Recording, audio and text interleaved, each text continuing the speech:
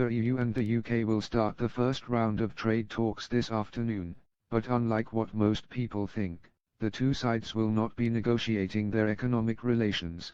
Boris Johnson's chief negotiator, David Frost, and his EU counterpart, Michel Barnier, will meet for the first round of talks on the future relationship between Britain and the bloc this afternoon. Negotiations start in Brussels but will alternate between the Belgian capital and London, with a deadline of December 31 bearing down on the two sides. Both Britain and the EU published their negotiation mandates last week, revealing starkly different views on what constitutes fair competition between their two. Brussels insists the UK must continue to obey EU rules and norms after the transition period, in an attempt to prevent the post-Brexit nation from gaining a competitive advantage over member states still saddled with EU rules.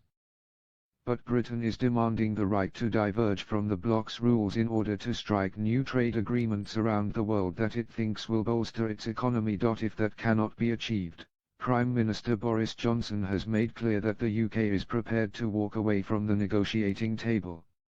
As the conflict is expected to be one of the biggest hurdles in talks, former UKIP MP Douglas Carswell revealed what is actually at stake in these negotiations. The prominent Brexiteer argued that there is no way Britain will make any He explained, "What is extraordinary is that the European side genuinely seems to think that what they are negotiating here is the degree of UK regulatory alignment or degree of access the EU will have to UK waters. It is not.